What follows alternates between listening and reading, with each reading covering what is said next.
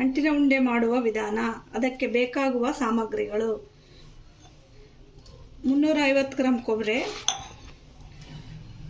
ಅದರ ಅರ್ಧದಷ್ಟು ಬೆಲ್ಲ, ಕೊಬ್ಬರಿ ಎಷ್ಟು ತೊಗೊಂಡಿರ್ತೀವೋ ಅದರ ಅರ್ಧದಷ್ಟು ಬೆಲ್ಲ, 75 ಗ್ರಾಂ ಬಾದಾಮಿ, 75 ಗ್ರಾಂ ಗೋಡಂಬಿ, 100 ಗ್ರಾಂ ಉತ್ತುತ್ತಿ, 75 ಗ್ರಾಂ ಅಂಟು, ಏಲಕ್ಕಿ ಪುಡಿ, ಕರಿಯಲು ಬೇಕಾಗುವಷ್ಟು ತುಪ್ಪ. ಈಗ ಡ್ರೈ ಫ್ರೂಟ್ಸನ್ನು ತುಪ್ಪದಲ್ಲಿ ಕರೆದುಕೊಳ್ಳೋಣ.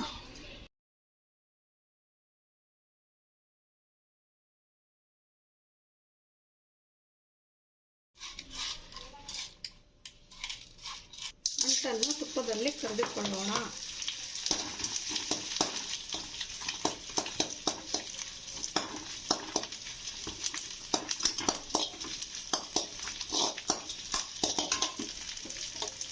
ಸ್ವಲ್ಪ ತುಪ್ಪ ಕಾದ ಮೇಲೆ ಸಣ್ಣ ಉರಿಯಲ್ಲಿ ಕರೆದುಕೊಳ್ಳಿ, ಇಲ್ಲದಿದ್ದರೆ ತುಪ್ಪದ ಕಮಟು ವಾಸನೆ ಬರುತ್ತದೆ.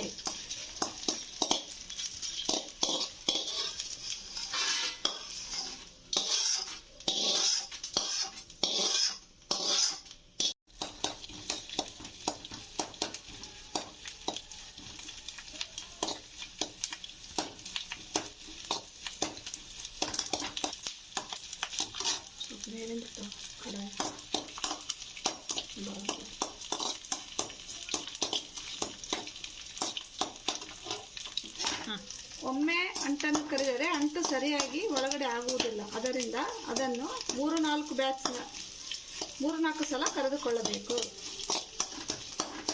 ಇದನ್ನು ಸಣ್ಣ ಉರಿಯಲ್ಲಿ ತುಪ್ಪದಲ್ಲಿ ಕರೆದುಕೊಳ್ಳಬೇಕು. ಇದನ್ನು 2-3 ಸಲ ಸ್ವಲ್ಪ ಹಾಕಿ ಕರೆದುಕೊಳ್ಳಿ, ಇಲ್ಲದಿದ್ದರೆ ಒಳಗೆ ಅಂಟು ಸರಿಯಾಗಿ ಆಗುವುದಿಲ್ಲ. ಅದೇ ಥರ ಈಗ ತುಪ್ಪದಲ್ಲಿ ಸ್ವಲ್ಪ ಫ್ರೈ ಮಾಡಿಕೊಳ್ಳಿ. ತುಪ್ಪದಲ್ಲಿ ಫ್ರೈ ಮಾಡಿಕೊಳ್ಳಿ.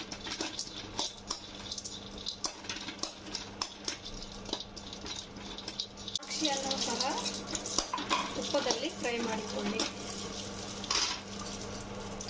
ಸ್ವಲ್ಪ ತುಪ್ಪದಲ್ಲಿ ಬಿಸಿ ಮಾಡಿದರೆ ಸಾಕು. ಹುರಿದುಕೊಳ್ಳಿ, ಸ್ವಲ್ಪ ಬಿಸಿ ಮಾಡಿಕೊಳ್ಳಿ. ಅಂಟಿನೊಂದಿಗೆ ಪಾಕ ಮಾಡುವ ವಿಧಾನವನ್ನು ನೋಡೋಣ. ಅದಕ್ಕೆ ಬೆಲ್ಲ ತೊಯ್ಯುವಷ್ಟು ಅರ್ಧ ಗ್ಲಾಸ್ನಷ್ಟು ನೀರು ಹಾಕಿ, ಬಹಳ ಹಾಕಬೇಡಿ. ಮೊದಲು ಸಣ್ಣ ಉರಿಯಲ್ಲಿ ಬೆಲ್ಲವನ್ನು ಕರಗಿಸಿಕೊಳ್ಳಿ. ಅದಾದ ನಂತರ ಅದು ಸ್ವಲ್ಪ ಕುದಿಯಲು ಆರಂಭಿಸುತ್ತದೆ. ನಂತರ ಶೇಂಗಾ ಉಂಡೆಯ ಪಾಕವನ್ನು ತೆಗೆದುಕೊಳ್ಳಬೇಕು.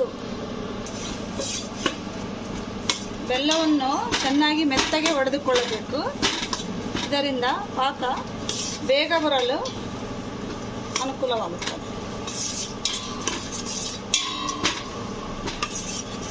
ಇಷ್ಟು ಬೆಲ್ಲ ಕರಗಲು ಬಿಡಬೇಕು.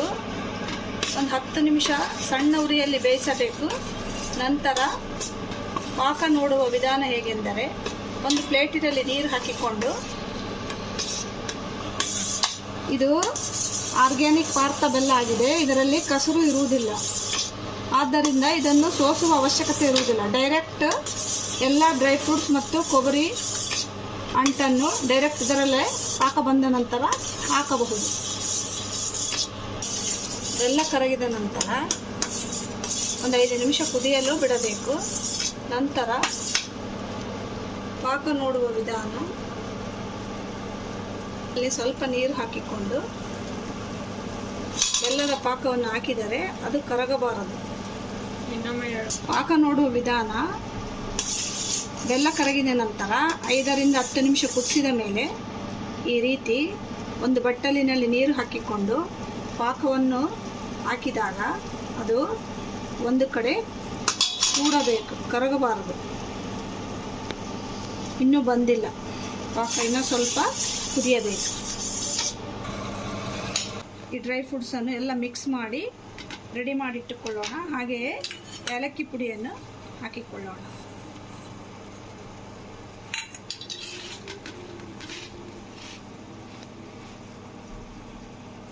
ನೋಡೋಣ ಪಾಕ ಬಂದಿದೆ ಅಂತ.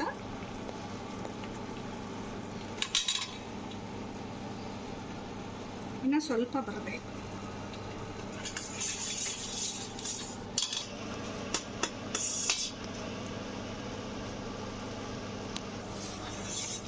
ಒಂದು ಥರ ನೋಡಿ ಪಾಕ ಬಂದಿದೆ.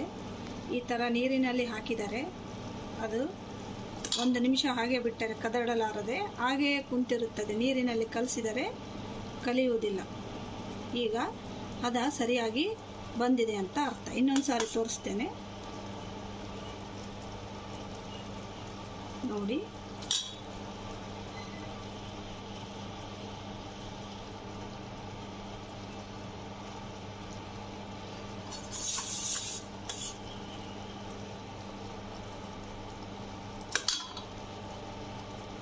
ನೀರಿನಲ್ಲಿ ಈ ಥರ ಹರಡಿದರೆ ಕರಗಲಿಲ್ಲ ನೋಡಿ. ಈಗ ಸರಿಯಾಗಿ ಪಾಕ ಬಂದಿದೆ ಅಂತ ಅರ್ಥ. ಸ್ವಲ್ಪ ಪಾಕ ಹೆಚ್ಚು ಕಮ್ಮಿ ಆದರೂ ಪರವಾಗಿಲ್ಲ, ಏಕೆಂದರೆ ಇದರಲ್ಲಿ ತುಪ್ಪದ ಅಂಶ, ಕೊಬ್ಬರಿಯಲ್ಲಿ ಎಣ್ಣೆ ಅಂಶ ಇರುವುದರಿಂದ ಪಾಕ ಸ್ವಲ್ಪ ಏರುಪೇರಾದರೂ ನಡೆಯುತ್ತವೆ.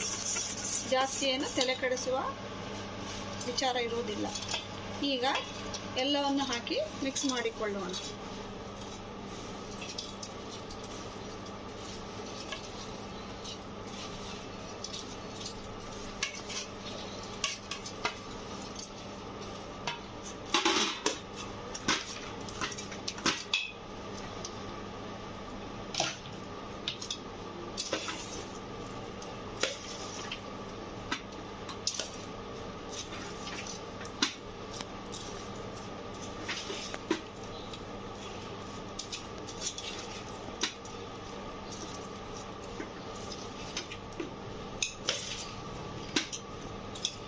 ಈಗ ಮಿಕ್ಸ್ ಆಗಿದೆ.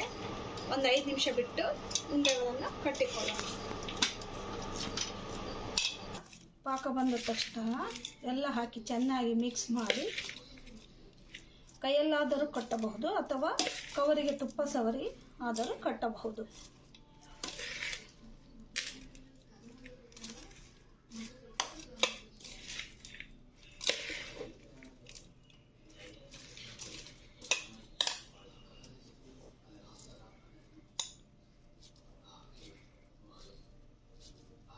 ಈ ರೀತಿ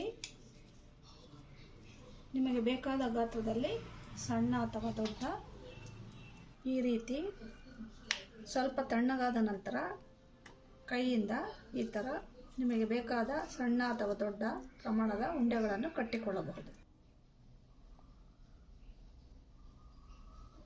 ಇಷ್ಟಾದರೆ ಮುಗಿಯಿತು. ಇಷ್ಟು ಪ್ರಮಾಣದ ಅಳತೆಗೆ ಇಷ್ಟು ಉಂಡೆಗಳಾಗಿವೆ.